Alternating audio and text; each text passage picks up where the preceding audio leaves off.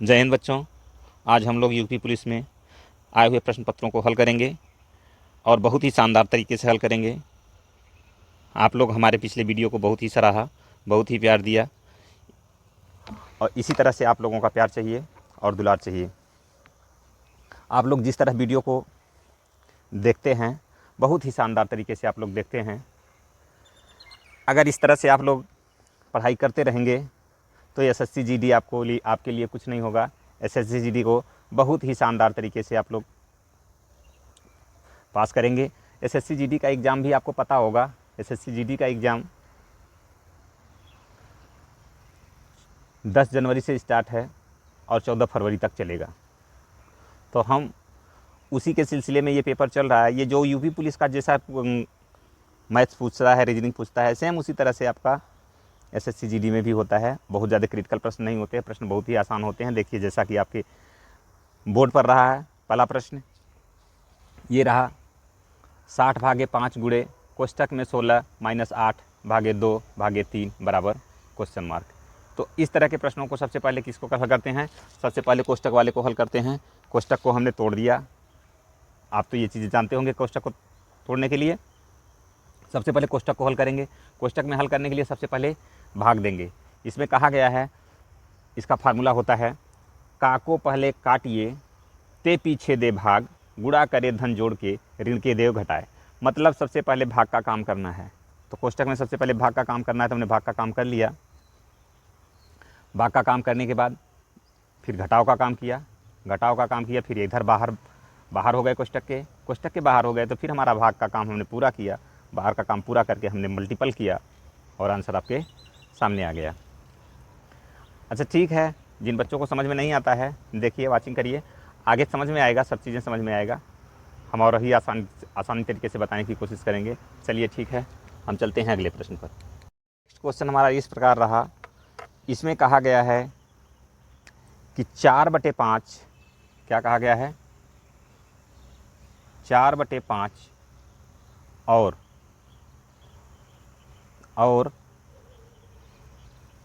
4/5 और 2/3 के बीच अंतर क्या होगा? अंतर क्या होगा? तो आप घटा करके देख लीजिए, आपको अंतर पता चल जाएगा। चलो ठीक है, घटा करके देखते हैं।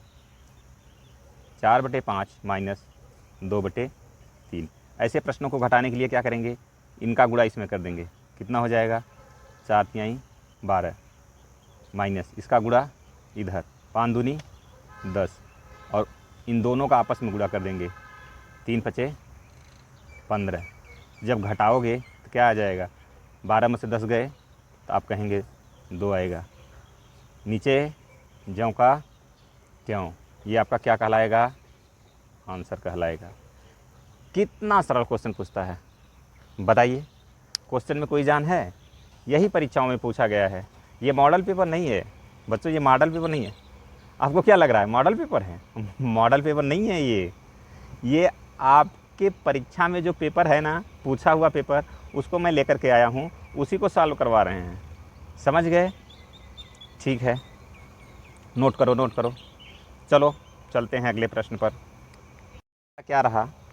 अगला प्रश्न रहा, कह रहा है 30, 60 और 72 का मस क्या होगा?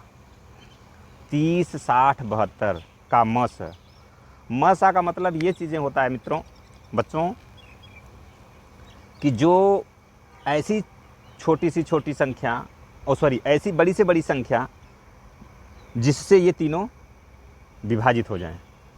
कौन कौन? 30, 60 और 72। 30, 60 और 72 तो कैसे होंगे? इनका हम फैक्टर कर लेंगे। तो ये क्या होगा? 2, 15 हो जाएगा। 2, 3, 5, 2 3 6 5 30। इसका फैक्टर हो गया ना इसका फैक्टर। अब इसका फैक्टर देख लीजिए क्या होगा। इसका फैक्टर क्या होगा? 2 × 2 × 3 × 5। ठीक है, अब इसका फैक्टर देख लीजिए।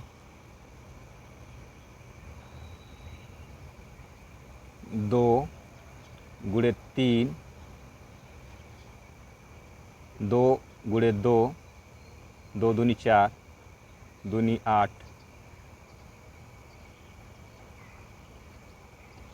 2 दूनी 4 दूनी 8, क्या होगा 18 चौक 72। तो यहाँ हो जाएगा 18 चौक 72, ठीक है, गुणे 3, 2 दूनी 4 दूनी 8, 8 तिरिक 24, 24 तियाँ 72, ठीक है। 2 दूनी 4 दूनी 8 तिरिक 24, 24 तियाँ 72, 2 दूनी 4 तियाई 12 पंचे 60, ये हो गया। 2 तियाई 6 पंचे 30, सबका फैक्टर हो गया। अब करना क्या है, यहाँ म से निकालने के लिए क्या है, म से क्या होगा, जो सब में कॉमन हो वही ले लो।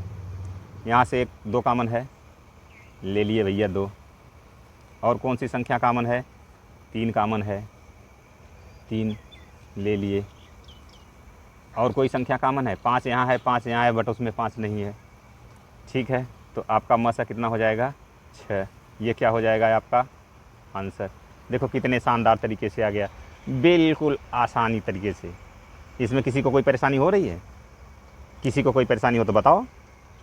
कोई परेशानी नहीं है? कोई परेशानी नहीं है तो हम लोग चलते हैं अगले प्रश्न पर। चलिए ठीक है।